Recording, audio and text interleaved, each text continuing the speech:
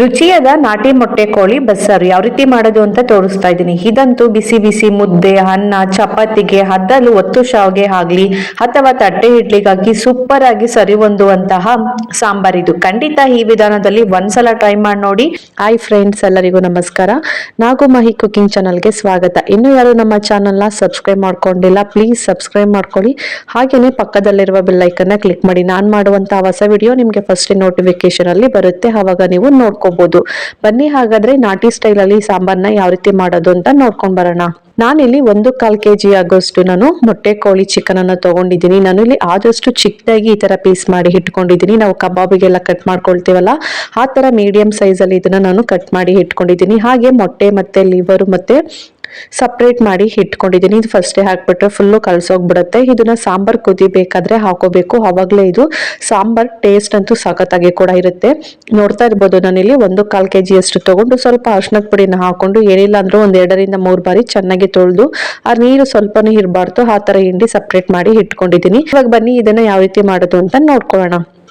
Stove on ಮಾಡಿ ಒಂದು ಕುಕ್ಕರ್ನ ಬಿಸಿ ಮಾಡಕ್ಕೆ ಇಟ್ಕೊಂಡಿದ್ದೀನಿ. ಕುಕ್ಕರ್ ಬಿಸಿಯಾಗಿದ್ದ ನಂತರ ನಾನಿಲ್ಲಿ 1.5 ಟೇಬಲ್ ಸ್ಪೂನ್ ಆಗೋಷ್ಟು ನಾನು ಎಣ್ಣೆನ ಹಾಕೊಳ್ತಾ ಇದ್ದೀನಿ. ಜಾಸ್ತಿ ಎಣ್ಣೆನು ಏನು ಬೇಕಾಗಿರಲ್ಲ. ಎಣ್ಣೆ ಬಿಸಿಯಾಗಿದ್ದ ನಂತರ ಇಲ್ಲಿ ನಾನು 1 ಕಪ್ ಆಗೋಷ್ಟು ಈರುಳ್ಳಿನ ಹಾಕೊಳ್ತಾ ಇದ್ದೀನಿ. ಅಂದ್ರೆ 2 ಈರುಳ್ಳಿನ ಮೀಡಿಯಂ ಸೈಜ್ 2 ಈರುಳ್ಳಿನ ಈ ತರ ಚಿಕ್ಕದಾಗಿ ಕಟ್ ಮಾಡಿ ಹಾಕೊಳ್ತಾ ಇದ್ದೀನಿ. ಈರುಳ್ಳಿ ಸ್ವಲ್ಪ ಕಲರ್ ಬರೋ ಗಂಟ ಈ ತರ ಫ್ರೈ ಮಾಡ್ಕೊಳ್ಳೋಣ. ಈ ತರ ಫ್ರೈ ಮಾಡ್ಕೊಂಡಿದ ನಂತರ ಸ್ಟವ್ ಅನ್ನ ಮೀಡಿಯಂ ಫ್ಲೇಮ್ ಅಲ್ಲಿ ಇಟ್ಕೊಂಡು ನಾವು ಚಿಕನ್ ತೊಳೆದು ರೆಡಿ ಮಾಡಿ ಇಟ್ಕೊಂಡಿದ್ವಲ್ಲ, ಚಿಕನ್ ಅನ್ನ ಹಾಕೊಳ್ತಾ ಇದ್ದೀನಿ. ಚಿಕನ್ ಅನ್ನ ಹಾಕೊಂಡಿದ ನಂತರ ಹೈ ಫ್ಲೇಮ್ ಅಲ್ಲಿ ಇಟ್ಕೊಂಡು ಇದನ್ನ ಚೆನ್ನಾಗಿ ಫ್ರೈ ಮಾಡ್ಕೋಬೇಕಾಗುತ್ತೆ. ನೋಡಿ, ಈ ತರ ಕೈ ಬಿಡದೋರಂಗೆ ಏನಿಲ್ಲ ಅಂದ್ರೂ 5 ನಿಮಿಷ ನೀರ್ ಬಿಟ್ಕೊಳ್ಳೋ ಗಂಟನು ಇದನ್ನ ಚಿಕನ್ನ ಈ ತರ ತಿರುಗಿಸಿ ಮಿಕ್ಸ್ ಮಾಡ್ಕೊಳ್ತಾ ಇರಬೇಕು. ಈ ತರ ಮಿಕ್ಸ್ ಮಾಡ್ಕೊಂಡಿದ ನಂತರ ಅರ್ಧ ಟೇಬಲ್ ಸ್ಪೂನ್ ಆಗೋಷ್ಟು ನಾನಿಲ್ಲಿ ಅರಿಶಿನ ಪುಡಿನ ಹಾಕೊಳ್ತಾ ಇದ್ದೀನಿ. ಹಾಗೇನೆ ಇವಾಗಲೇ ಸ್ವಲ್ಪ ರುಚಿಗೆ ತಕ್ಕಷ್ಟು ಉಪ್ಪನ್ನ ಹಾಕೊಳ್ತಾ ಇದ್ದೀನಿ. ಯಾಕಂದ್ರೆ ಚಿಕನ್ ಬೇಗ ಬೇಯಲಿ ಅಂತ ಹೇಳ್ಬಿಟ್ಟು ಇವಾಗಲೇ ಉಪ್ಪನ್ನ ಸೇರಿಸ್ಕೊಂಡು ಇದನ್ನೆಲ್ಲ ಒಂದ್ಸಲಿ ನೀಟಾಗಿ ಮಿಕ್ಸ್ ಮಾಡ್ಕೊಳ್ಳೋಣ. ಈ ತರ ನೀಟಾಗಿ ಮಿಕ್ಸ್ ಮಾಡ್ಕೊಂಡಿದ ನಂತರ ನಾನಿಲ್ಲಿ ಒಂದೇ ಒಂದು ಟೊಮೊಟೊನ ಉಪಯೋಗಿಸ್ತಾ ಇದ್ದೀನಿ. ಮೊಟ್ಟೆ ಕೋಳಿ ಸಾಂಬಾರಿಗೆ ಟೊಮೊಟೊನ ಜಾಸ್ತಿ ಉಪಯೋಗಿಸ್ಬಾರ್ದು. ನಾನಿಲ್ಲಿ ಒಂದೇ ಒಂದು ಚಿಕ್ಕ ಟೊಮೊಟೊನ ಉಪಯೋಗಿಸ್ತಾ ಇದ್ದೀನಿ ಅಷ್ಟೇನೆ, ಒಗ್ಗರಣೆಗೆ ಅಂತ ಹೇಳ್ಬಿಟ್ಟು. ಈ ತರ ಹಾಕೊಂಡು ಟೊಮೊಟೊ ಸ್ವಲ್ಪ ಸಾಫ್ಟ್ ಆಗಿ ಬೇಯಬೇಕು, ಅಲ್ಲಿ ಗಂಟ ಹೈ ಫ್ಲೇಮ್ ಅಲ್ಲಿ ಇಟ್ಕೊಂಡು ಈ ತರ ಚೆನ್ನಾಗಿ ಮಿಕ್ಸ್ ಮಾಡ್ಕೊಳ್ಳೋಣ. ನೋಡಿ, ಸ್ವಲ್ಪ ನೀರೆಲ್ಲ ಸುಣ್ಬೇಕು. ಅಷ್ಟರಲ್ಲಿ ಇದಕ್ಕೆ ಒಂದು ಚಿಕ್ಕದಾಗಿ ಒಂದು ಮಸಾಲೆನ ರೆಡಿ ಮಾಡ್ಕೊಳ್ಳೋಣ. 3 ಈರುಳ್ಳಿನ ಈ ತರ ಚಿಕ್ಕದಾಗಿ ಕಟ್ ಮಾಡಿ ಹಾಕೊಳ್ತಾ ಇದ್ದೀನಿ. ನಾನು ಮಾಡ್ತಾ ಇರುವ ಕ್ವಾಂಟಿಟಿ ಸ್ವಲ್ಪ ಸಾಂಬಾರ್ನ ಜಾಸ್ತಿನೇ ಮಾಡ್ಕೊಳ್ತಾ ಇದ್ದೀನಿ. ಅದಕ್ಕೋಸ್ಕರ ನಾನು ಸ್ವಲ್ಪ ಇಂಗ್ರೀಡಿಯೆಂಟ್ಸ್ ನಾನು ಜಾಸ್ತಿನೇ ಹಾಕೊಳ್ತಾ ಇದ್ದೀನಿ. ನೀವೇನಾದ್ರು ಕಡಿಮೆ ಮಾಡ್ತಾ ಇದ್ದೀರಾ ಅಂತ ಹೇಳಿದ್ರೆ ಸ್ವಲ್ಪನೇ ಇಂಗ್ರೀಡಿಯೆಂಟ್ಸ್ನೆಲ್ಲ ಕಡಿಮೆ ಹಾಕೊಳ್ಳಿ. ಹಾಗೇನೆ 2 ಗೆಡ್ಡೆ ಬೆಳ್ಳುಳ್ಳಿನ ಹಾಕೊಳ್ತಾ ಇದ್ದೀನಿ. ಅರ್ಧ ಇಂಚ್ ಆಗೋಷ್ಟು ನಾನು ಶುಂಠಿನ ಹಾಕೊಳ್ತಾ ಇದ್ದೀನಿ. ಖಾರಕ್ಕೆ ಅನುಗುಣವಾಗಿ 4 ರಿಂದ 5 ಹಸಿಮೆಣಸಿಕಾಯಿ, ಹಾಗೇನೆ 1 ಕಪ್ ಆಗೋಷ್ಟು ಕೊತ್ತಂಬರಿ ಸೊಪ್ಪನ್ನ ಹಾಕೊಳ್ತಾ ಇದ್ದೀನಿ. ಅದೇ ಕಪ್ ಅಳತೆಯಲ್ಲಿ ಅರ್ಧ ಕಪ್ ಆಗೋಷ್ಟು ನಾನು ಪುದೀನ ಸೊಪ್ಪನ್ನ ಹಾಕೊಳ್ತಾ ಇದ್ದೀನಿ. ಮೇನ್ ಬಂದು ಕೊತ್ತಂಬರಿ ಸೊಪ್ಪು, ಪುದೀನ ಸೊಪ್ಪು, ಹಸಿಮೆಣಸಿಕಾಯಿ ಮತ್ತೆ ಈರುಳ್ಳಿನ ಇದರಲ್ಲಿ ಮೇನ್ ಇಂಗ್ರೀಡಿಯೆಂಟ್ಸ್. ಟೇಸ್ಟ್ ಅಂತೂ ಸಖತ್ತಾಗಿ ಕೂಡ ಇರುತ್ತೆ. ಸ್ವಲ್ಪ ನೀರನ್ನ ಹಾಕೊಂಡು ಇದನ್ನ ಫನ್ನಿ ಪೇಸ್ಟ್ ಆಗಿ ರುಬ್ಕೊಂಡು ಬರ್ತಾ ಇದ್ದೀನಿ. ನಿಮ್ಗೆ ಸ್ವಲ್ಪ ಅರ್ಧ kg 1 kg ಕ್ವಾಂಟಿಟಿ ಮಾಡ್ತಾ ಇದ್ರೆ ನೀವು ಶುಂಠಿ ಮತ್ತೆ ಬೆಳ್ಳುಳ್ಳಿನ ಆದಷ್ಟು ಕಡಿಮೆನೆ ಉಪಯೋಗಿಸ್ಕೊಳ್ಳಿ. ನಾನಿಲ್ಲಿ 1/4 kg ಚಿಕನ್ ಹಾಕಿ ಮಾಡೋದ್ರಿಂದ ಸ್ವಲ್ಪ ಸಾಂಬಾರ್ ಕ್ವಾಂಟಿಟಿ ನಾನು ಜಾಸ್ತಿನೇ ಮಾಡ್ಕೊಳ್ತಾ ಇದ್ದೀನಿ. ಅದಕ್ಕೋಸ್ಕರ ನಾನು ಶುಂಠಿ ಬೆಳ್ಳುಳ್ಳಿನ ಸ್ವಲ್ಪನ ಜಾಸ್ತಿನೇ ಹಾಕೊಂಡಿದ್ದೀನಿ ಅಷ್ಟೇನೆ. ನೋಡಿ, ಸ್ವಲ್ಪ ನೀರೆಲ್ಲ ಸ್ವಲ್ಪ ಕಡಿಮೆ ಆಗಿದೆ. ಇಷ್ಟಾದ್ರೆ ಸಾಕು ನಮ್ಗೆ. ಇವಾಗ ನಾವು ರುಬ್ಬಿ ಇಟ್ಕೊಂಡಿರುವಂತಹ ಹಸಿ ಮಸಾಲೆಯನ್ನು ಕೂಡ ಹಾಕೊಂಡು ಇವಾಗ ಇದು ಹಸಿ ಸ್ಮೆಲ್ ಎಲ್ಲ ಹೋಗ್ಬೇಕು, ಅಲ್ಲಿ ಗಂಟ ಇದನ್ನ ಚೆನ್ನಾಗಿನೇ ಚಿಕನ್ ಜೊತೆನೆ ಬೇಯಕ್ಕೆ ಬಿಟ್ಬಿಡ್ಬೇಕು. ನೋಡಿ, ಈ ತರ ನೀಟಾಗಿ ಒಂದ್ಸಲಿ ಮಿಕ್ಸ್ ಮಾಡಿ ಅದು ಫುಲ್ ಮಸಾಲೆ ಮತ್ತೆ ಚಿಕನಿಗೆಲ್ಲ ಹಿಡಿಬೇಕು, ಅಲ್ಲಿ ಗಂಟ ಇದನ್ನ ಮಿಕ್ಸ್ ಮಾಡ್ತಾನೆ ಇರಬೇಕು. ನೋಡ್ತಾ ಇರ್ಬೋದಲ್ಲ, ಈ ತರ ಎಲ್ಲ ಚಿಕನ್ ಬಿಟ್ಕೊಳ್ತಾ ಇದೆ. ಇಲ್ಲಿ ಬರಗಂಟ ಇದನ್ನ ಈ ಮಸಾಲೆ ಹಸಿ ಸ್ಮೆಲ್ ಎಲ್ಲ ಹೋಗಿ ಅದು ಫ್ಲೇವರು ಗಮ್ ಅಂತ ಬರುತ್ತಾ ಇರುತ್ತೆ, ಅಲ್ಲಿ ಗಂಟ ಈ ತರ ಫ್ರೈ ಮಾಡ್ಕೊತಾ ಇರಬೇಕು. ಇವಾಗ ಇದನ್ನು ಫ್ರೈ ಆಗೋಷ್ಟರಲ್ಲಿ ಇನ್ನೊಂದು ಮಸಾಲೆನ ರೆಡಿ ಮಾಡ್ಕೊಳ್ಳೋಣ. ನಾನಿಲ್ಲಿ ಅರ್ಧ ಹೋಳ ಆಗೋಷ್ಟು ನಾನು ತೆಂಗಿನಕಾಯಿನ ತುರಿದು ಹಾಕೊಳ್ತಾ ಇದ್ದೀನಿ. ಹಾಗೇನೆ ಅರ್ಧ ಟೇಬಲ್ ಸ್ಪೂನ್ ಆಗೋಷ್ಟು ನಾನು ಇಲ್ಲಿ ಗಸಗಸೆನ ಹಾಕೊಳ್ತಾ ಇದ್ದೀನಿ. ಗಸಗಸೆ ಹಾಕಿ ಮಾಡೋದ್ರಿಂದ ಸಾಂಬಾರಂತೂ ಟೇಸ್ಟ್ ಅಂತೂ ಸಖತ್ತಾಗಿ ಕೂಡ ಇರುತ್ತೆ.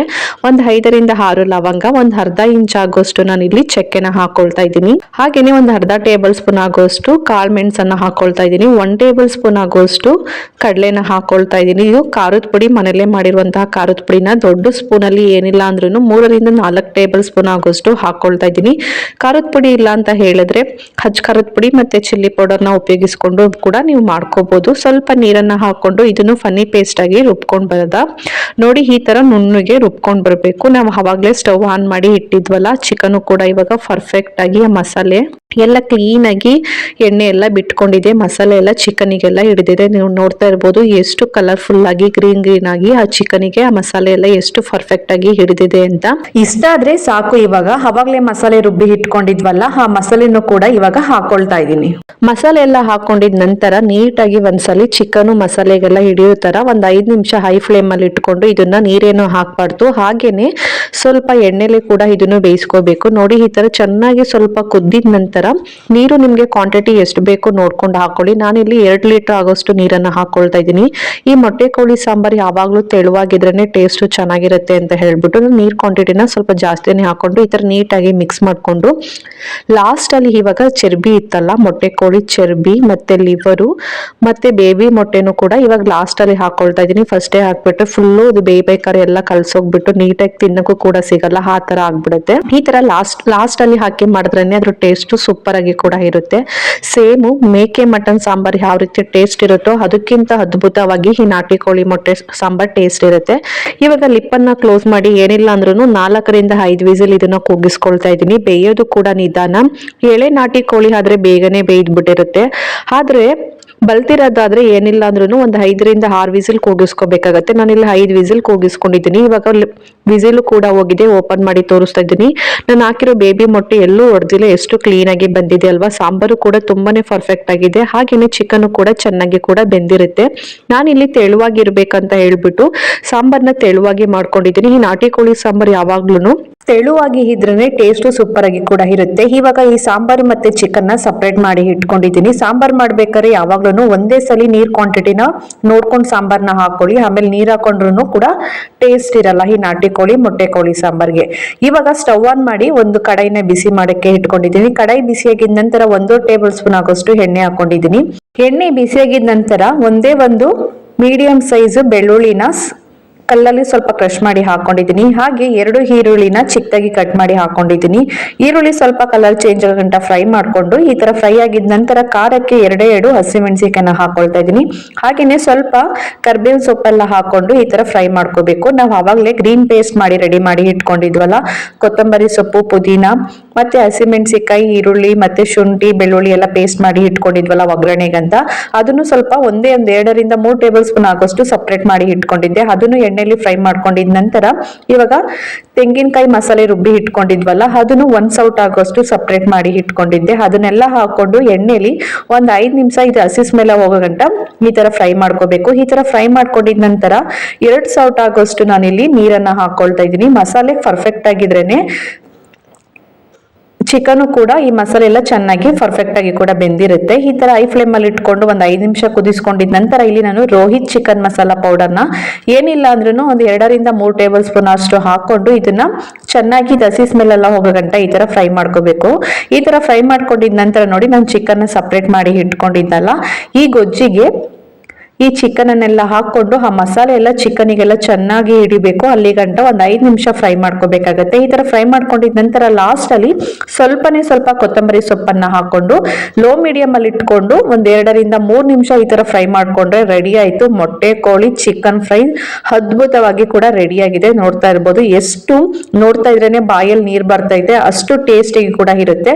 ಇನ್ನೊಂದ್ ಕಡೆ ಸಾಂಬಾರ್ನ ಕೂಡ ನೋಡ್ತಾ ಇರ್ಬೋದು, ನಾನು ಎಷ್ಟು ತೆಳುವಾಗಿ ಕೂಡ ಮಾಡ್ಕೊಂಡಿದ್ದೀನಿ. ಸಾಂಬಾರ್ನ ಒಂದ್ಸಲಿ ಕೂಗಿಸ್ಕೊಂಡ್ಮೇಲೆ ಯಾವುದೇ ಕಾರಣಕ್ಕೂ ನೀರನ್ನ ಹಾಕಕ್ ಹೋಗ್ಬಿಡಿ, ಅವಾಗ್ಲೇ ಸಾಂಬಾರ್ ಟೇಸ್ಟ್ ಹಾಳಾಗ್ಬಿಡುತ್ತೆ. ಹಾಕ್ಬೇಕಾದ್ರೆ ಒಂದೇ ಸಲಿ ಕ್ವಾಂಟಿಟಿ ನೋಡ್ಕೊಂಡು ಹಾಕೊಳ್ಳಿ, ಅವಾಗ್ಲೇ ಸೂಪರ್ ಆಗಿ ಕೂಡ ಇರುತ್ತೆ. ಈ ಸಾಂಬಾರ್ನ ಒಂದ್ ಲೋಟಕ್ಕೆ ಹಾಕೊಂಡು ಕುಡಿತಾ ಇದ್ರೆ ಆಹಾ ಏನ್ ರುಚಿ ಅಂತೀರಾ. ಈ ಚಿಕನ್ ಗಿಂತ ಈ ಸಾಂಬಾರ್ನ ಹೆಚ್ಚು ಕುಡಿದು ಖಾಲಿ ಮಾಡ್ತೀರಾ, ಅಷ್ಟೊಂದು ಟೇಸ್ಟಿಯಾಗಿ ಕೂಡ ಇರುತ್ತೆ. ನೋಡಿ, ಇವಾಗ ಚಿಕನ್ ಫ್ರೈ ಮತ್ತೆ ಸಾಂಬಾರು ಕೂಡ ರೆಡಿಯಾಗಿದೆ. ರೆಡಿಯಾಗಿರುವ ಸಾಂಬಾರ್ ಮತ್ತೆ ಚಿಕನ್ ಅನ್ನ ಬಿಸಿ ಬಿಸಿ ಮುದ್ದೆ ಜೊತೆಗೆ ಸರ್ವ್ ಮಾಡಿ ತೋರಿಸ್ತಾ ಇದ್ದೀನಿ. ಮುದ್ದೆಗಿಂತ ಈ ಸಾಂಬಾರ್ನ ಜಾಸ್ತಿ ಕುಡಿದು ಖಾಲಿ ಮಾಡ್ತೀರಾ, ಅಷ್ಟೊಂದು ರುಚಿಯಾಗಿ ಕೂಡ ಇರುತ್ತೆ. Thank you.